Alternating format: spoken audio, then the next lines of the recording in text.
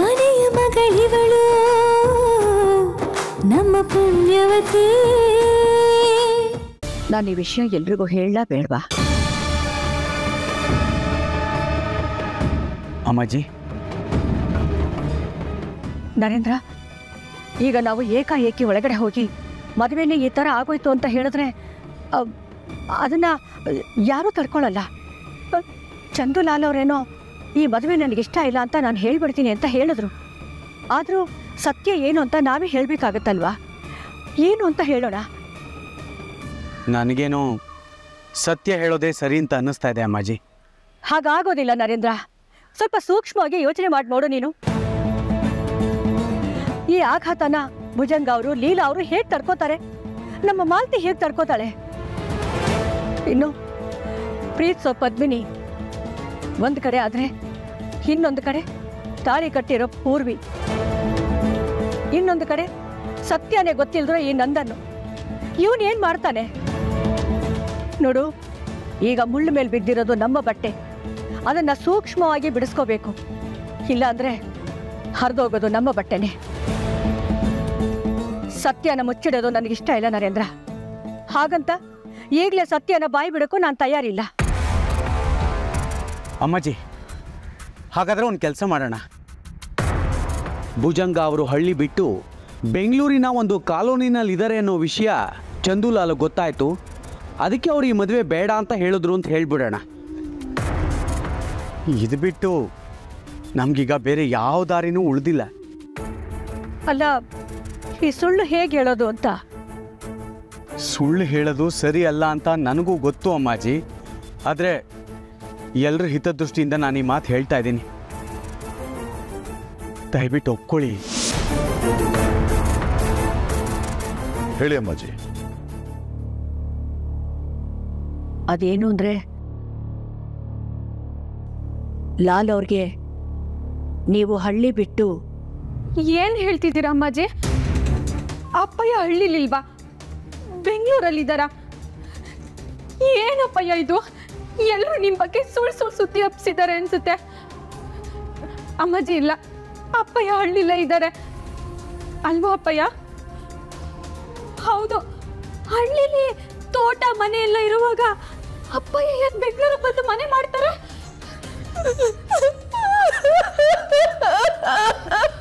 ಅವ ಯಾಕವ ಹೇಳ್ತಿದ್ಯಾ? ನನ್ನನ್ನು ಕ್ಷಮಿಸ್ಬಿಡಿ, ನನ್ನ ತಪ್ಪಾಯ್ತು. ದಯವಿಟ್ಟು ಎಲ್ಲರೂ ನನ್ನ ಕ್ಷಮಿಸ್ಬಿಡಿ. ಮಾವ, ಏನಾಯ್ತು? ಸರಿಯಾಗಿ ಹೇಳಿ, ಏನು ನಡೀತು ಅಂತ. ಮದುವೆಗೆ ಹಳ್ಳಿಗೆ ಸಾಲ ಆಗಿತ್ತು. ಸಾಲಕ್ಕೆ ಮನೆ ತೋಟ ಎಲ್ಲ ಅಡ ಇಟ್ಟಿದ್ದೆ. ಸಾಲ ಇರಲಿ, ಬಡ್ಡಿನೂ ಕಟ್ಟಕ್ಕಾಗಲಿಲ್ಲ. ಅದಕ್ಕೆ ಸಾಲಕ್ಕೆ ಮನೆ ತೋಟನ ವಜಾ ಮಾಡ್ಕೊಂಬಿಟ್ರು.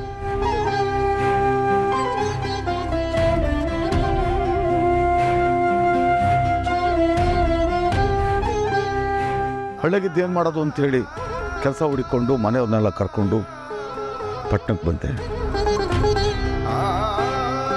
ಕೆಲಸ ಹುಡುಕ್ತೀನಿ. ಒಂದು ಸಣ್ಣ ಬಾಡಿಗೆ ಮನೆ ಮಾಡಿ ನಾವೆಲ್ಲ ಒಟ್ಟಿಗೆ ಇದ್ದೀವಿ.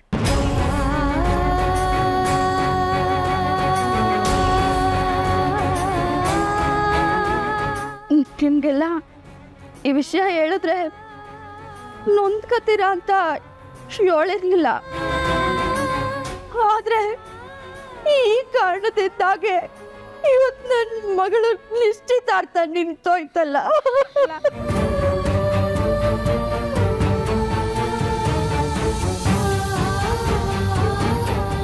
ಹೌದು ಬೀಗ್ರೆ, ನೀವು ನಮ್ಮನೇಲೇ ಬಂದಿರ್ಬೋದಾಗಿತ್ತಲ್ವಾ? ಯಾಕೆ ಈ ವಿಷಯನ ಮುಚ್ಚಿಟ್ರಿ?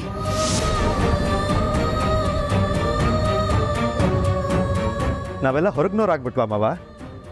ಹಂಗಲ್ಲ, ತುಂಬ ನೋವು ಆಗ್ತದೆ ಕಣ.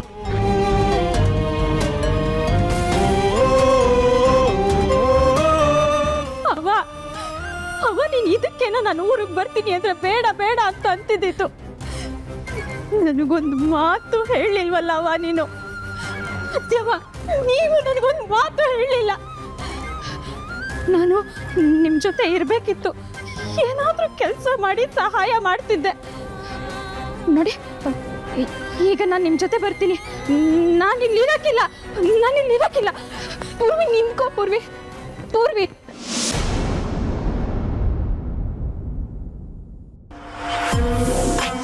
ಚಂಚು, ಇದೇನು ಕಥಲಿ ಟ್ವಿಸ್ಟು? ಅದೇ ನನಗೂ ಗೊತ್ತಾಗ್ತಿಲ್ಲ.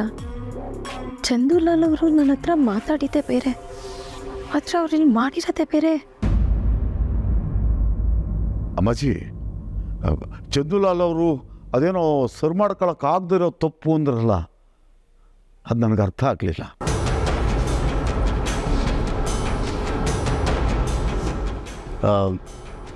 ಅದೇನಂದರೆ ಬಿಗ್ರೆ, ನೀವು ಇಂಥ ವಿಷಯನ ಮುಚ್ಚಿಟ್ರಲ್ಲ, ಇದು ಅವ್ರಿಗೆ ಯಾಕೋ ಸರಿ ಬರಲಿಲ್ಲ. ಬೇಸರ ಮಾಡಿಕೊಂಡ್ರು. ಅಲ್ಲ ಮಜಿ, ಲಾಲ್ ಅಂಕಲು ನಿಮ್ಮ ಮಾತಿಗೆ ಬೆಲೆ ಕೊಡ್ತಾರೆ. ಈಗ ನಿಮ್ಮ ಮನೆ ಸೊಸೆ ಪೂರ್ವಿ. ಭುಜಂಗ ಅವರೇ, ನಿಶ್ಚಿತಾರ್ಥ ನಿಂತೋಯ್ತು, ಮದುವೆ ಮುರಿದೋಯ್ತು ಅಂತ ನೀವು ದಯವಿಟ್ಟು ನೊಂದ್ಕೋಬೇಡಿ. ನಾನು ಪೂರ್ವಿ ಜೀವನ ಚೆನ್ನಾಗಿರುತ್ತೆ ಅಂತ ಈ ಸಂಬಂಧಕ್ಕೆ ಒಪ್ಕೊಂಡೆ. ಆದರೆ ಬೇರೆ ಏನೋ ಆಗೋಯ್ತು. ನೀವೇನು ಯೋಚನೆ ಮಾಡಬೇಡಿ. ನಿನ್ನ ಮೇಲೆ ಪೂರ್ವಿ ಜೀವನದ ಜವಾಬ್ದಾರಿ ಸಂಪೂರ್ಣವಾಗಿ ನಂದು.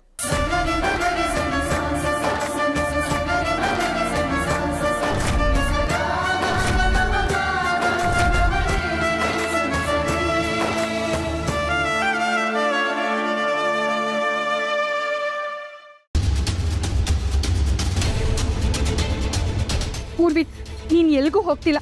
ನಿಲ್ಸು ಇದನ್ನೆಲ್ಲ. ಬಿಡಪ್ಪ ನೀನು. ನೋಡಿ ನನ್ಗೂ ಸಾಕಾಗೋಗೈತೆ. ನನ್ನನ್ನು ಇವತ್ತು ಯಾರು ತಡೆಯಕ್ಕಾಗಕ್ಕಿಲ್ಲ. ನೋಡು ಪುಟ, ನನ್ನ ಮಾತು ಕೇಳಿಸ್ಕೊ. ಇವತ್ತು ನಿಶ್ಚಿತಾರ್ಥ ಏನಕ್ಕೆ ನಿಲ್ತೆ ಹೇಳು? ಯಾಕಂದ್ರೆ ಅದು ನೀನ್ ಕುತ್ಕೆಲಿರೋ ತಾಳಿ ಶಕ್ತಿ ಕಣೆ. ಏನಕ್ಕ ಹೇಳ್ತಿದೀಯಾ? ನಾನು ನಿನ್ಗೆ ಹೇಳ್ತಾನೆ ಇದ್ದೆ ಅಲ್ವಾ, ನಿನ್ ಕುತ್ಕೆಗೆ ತಾಳಿ ಬಿದ್ದಿರೋದು ಸುಮ್ಮನೆ ಅಲ್ಲ, ಅದು ಆ ದೇವ್ರ ನಿರ್ಧಾರ ಅಂತ. ಈಗಲೂ ಅರ್ಥ ಆಗಿಲ್ವಾ ನಿನ್ಗೆ? ನೋಡು, ನಿನ್ ಕುತ್ಕೆಗೆ ತಾಳಿ ಬಿದ್ದಿದ್ದು, ನೀನ್ ಅದನ್ನ ತೆಗಿಯಕ್ಕಂತ ಹೋದಾಗ ನಾನು ತಡ್ದೆ. ನೀನ್ ನನ್ಗೆ ಅರ್ಶಿನ ಕುಂಕುಮ ಹಚ್ಚುವಾಗ ಗೊತ್ತಿಲ್ದಲೆ ಈ ತಾಳಿಗೆ ಅರ್ಶಿನ ಕುಂಕುಮ ತಾಕ್ತು. ಈ ಮನೆಗೆ ನನ್ನ ಜೊತೆಲೆ ಬರೋ ಹಂಗಾಯ್ತು. ಇವತ್ತು ನಿಶ್ಚಿತಾರ್ಥನೂ ನಿಂತೋಯ್ತು. ಇದ್ರ ಅರ್ಥ ಏನ್ ಹೇಳು? ಆ ದೇವರು ನಿನ್ನೂ ನಂದನ್ನೊನ್ನು ಒಂದ್ ಮಾಡ್ತಿದ್ದಾರೆ ಅಂತ ಅರ್ಥ. ಅಕ್ಕ ಪ್ಲೀಸ್, ಹಿಂಗೆಲ್ಲ ಹೇಳ್ಬೇಡ್ವೆ. ಕೇಳಕ್ಕೆ ಕಷ್ಟ ಆಗ್ತೈತೆ. ನಾನು ಇಲ್ಲದೆ ಇರೋದು ಏನು ಹೇಳ್ತಿಲ್ಲ ಪೂರ್ವಿ. ಏನ್ ನಡೀತಾಯ್ತೋ ಅದ್ರ ಬಗ್ಗೆನೇ ಮಾತಾಡ್ತಿದ್ದೀನಿ. ನೋಡು ಪೂರ್ವಿ, ಈ ಮನೆಯಿಂದ ಹೋಗ್ಬೇಕಾದಳು ನೀನಲ್ಲ, ನಾನು. ಅಕ್ಕ, ನನ್ನ ನಿರ್ಧಾರ ಮಾಡಾಗೈತೆ. ಇವತ್ತೆಲ್ರೂ ಮುಂದೇನು ಸತ್ಯ ಹೇಳಿ ಅಪ್ಪಯ್ಯನ ಜೊತೆ ಹೊರಟೋಗ್ತೀನಿ.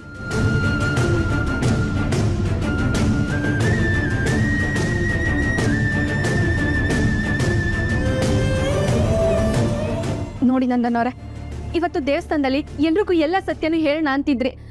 ಇವಾಗ ಸಮಯ ಬಂದೈತೆ. ಬನ್ನಿ ನಂದನವ್ರೆ, ಹೇಳೋಣ. ಅವಸರ ಮಾಡಬೇಡ ಪದ್ಮಿನಿ. ಈಗಾಗಲೇ ಎಂಗೇಜ್ಮೆಂಟ್ ಕ್ಯಾನ್ಸಲ್ ಆಗಿದೆ ಅಂತ ಅಜ್ಜಿ ಮಾವ ಅತ್ತೆ ಎಲ್ಲ ಟೆನ್ಷನಲ್ಲಿದ್ದಾರೆ. ಇವಾಗ ಈ ಶಾಕಿಂಗ್ ನ್ಯೂಸ್ ಹೇಳೋದು ಎಷ್ಟು ಸರಿ? ಇವತ್ತೇನು ಹೇಳೋದು ಬೇಡ. ನನ್ನ ತಡಿಬೇಡಿ ನಂದನವ್ರೆ. ಆಘಾತ ಎಷ್ಟಾಗ್ಬೋದು ಅನ್ನೋದ್ರ ಬಗ್ಗೆನೋ ನಾನು ಯೋಚಿಸಿದ್ದೀನಿ. ಆದರೆ ಇದನ್ನು ಹೇಳ್ದಲೆ ಮುಚ್ಚಿಟ್ಟಷ್ಟು ಇನ್ನು ಒಳಗೇನೆ ದೊಡ್ಡದಾಗಿ ಬೆಳೆದೆ ಒಂದಿನ ಸಿಡಿತೈತೆ. ಆಗ ಇನ್ನಷ್ಟು ಹೆಚ್ಚು ಆಘಾತ ಆಗ್ತೈತೆ. ಬೇಡ, ಈಗಲೇ ಹೇಳೋಣ ಬನ್ನಿ ನಂದನವ್ರೆ. ಅಕ್ಕ ಬೇಡ ಅಕ್ಕ. ಹೌದು ಪದ್ಮಿನಿ, ಪ್ಲೀಸ್ ಸುಮ್ಮನಿರು. ಈಗ ಬರ್ದಿದ್ರು ಸರಿ, ನಾನು ಹೇಳ್ತೀನಿ. ಪದ್ಮಿನಿ ನಿಂತ್ಕೋ. ಯಾಕೆ ಮನ್ಸನ್ನು ಇಷ್ಟು ಕಲ್ ಮಾಡ್ಕೊಂಡ್ಬಿಟ್ಟೆ ನೀನು? ಬೇರೆಯವ್ರಿಗೋಸ್ಕರ ಬಿಟ್ಟು ಹಾಕು. ನಿನ್ನನ್ನಿಷ್ಟು ಪ್ರೀತಿಸ್ತೀನಲ್ಲ, ನನಗೋಸ್ಕರನೂ ನಿನ್ನ ಮನ್ಸು ಕರಗಲ್ವಾ ಪದ್ಮಿನಿ? ಸತ್ಯ ಹೇಳೋ ಸಮಯ ಬಂದೈತೆ. ತಡೆಯೋ ಪ್ರಯತ್ನ ಮಾಡಬೇಡಿ. ನಿಮ್ಮ ಹಣೆಯಲ್ಲಿ ನನ್ನ ಹೆಸರೇ ಬರ್ತಿಲ್ಲ ಅನ್ಮೇಕೆ ಅದನ್ನು ಒತ್ತಾಯವಾಗಿ ಕೆತ್ತಿ ಗಾಯ ಮಾಡ್ಕೋಬೇಡಿ.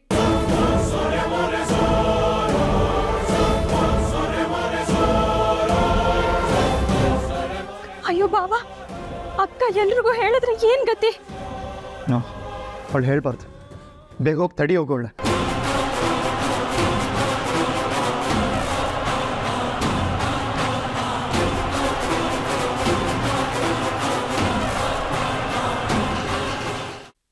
ಅಮ್ಮಾಜಿ ನಾವಿನ್ನು ಬರ್ತೀವಿ. ಭುಜಂಗ ಅವರೇ, ಈಗ ನಿಮಗೆ ತುಂಬ ಕಷ್ಟ ಇದೆ. ಏನಾದರೂ ಸಹಾಯ ಬೇಕು ಅಂದರೆ ದಯವಿಟ್ಟು ಕೇಳಿ. ಹಂಗೇನಿಲ್ಲ ಅಮ್ಮಾಜಿ, ಬೇಕಿದ್ದ ಕೇಳ್ತೀವಿ. ಬಿಗ್ರೆ, ನಿಮಗೆ ಸಂಕೋಚ ಸ್ವಾಭಿಮಾನ ಎರಡೂ ಜಾಸ್ತಿ ಅಂತ ನಮಗೆ ಗೊತ್ತು. ದಯವಿಟ್ಟು ಅದನ್ನೆಲ್ಲ ಪಕ್ಕಕ್ಕಿಟ್ಟು ನಿಮ್ಗೆ ಏನೇ ಸಹಾಯ ಬೇಕಿದ್ರೂ ನಮ್ಮನ್ನು ಕೇಳಿ. ಆಯ್ತು, ಕೇಳ್ತೀವಿ. ಪೂರ್ವಿನ ಹೆಂಗಾದ್ರೂ ಇಲ್ಲಿಂದ ಕರ್ಕೊಂಡು ಹೋಗ್ಬೇಕು. ಅವಳು ಬರ್ತೀನಿ ಅಂದ್ಲು, ಇನ್ನೂ ಬರ್ಲಿಲ್ವಲ್ಲ. ಅಕ್ಕ ಅಕ್ಕ ನಿಂತ್ಕೊಳ್ಳಕ್ಕ ಹೋದೆ, ನನ್ನ ಮಾತು ಕೇಳಿ.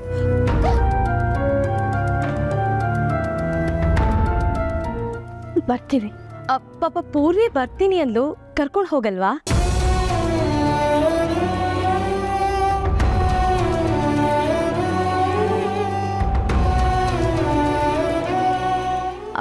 ಅಂದರೆ ಪಾಪ ಅವಳು ಸ್ವಲ್ಪ ಬೇಜಾರಲ್ಲಿದ್ದಾಳೆ. ನಿಮ್ಮ ಜೊತೆ ಬಂದರೆ ಸ್ವಲ್ಪ ಸಮಾಧಾನ ಆಗುತ್ತೆ ಅಂತ.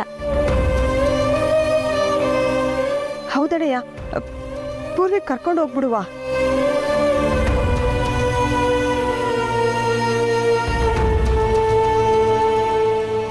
ಪೂರ್ವಿ ಬರೋದಾದರೆ ನಮ್ಮ ಜೊತೆಗೆ ಬರಲಿ. ಪೂರ್ವಿ ಅಲ್ಲ ಅಪ್ಪಯ್ಯ, ನಾನು ನಿಮ್ಮ ಜೊತೆ ಬರ್ತೀನಿ. ಸುಮ್ಮನೆ ಬರೋದಲ್ಲ, ಅಲ್ಲೇ ಇರಕ್ಕೆ ಬರ್ತಿದ್ದೀನಿ.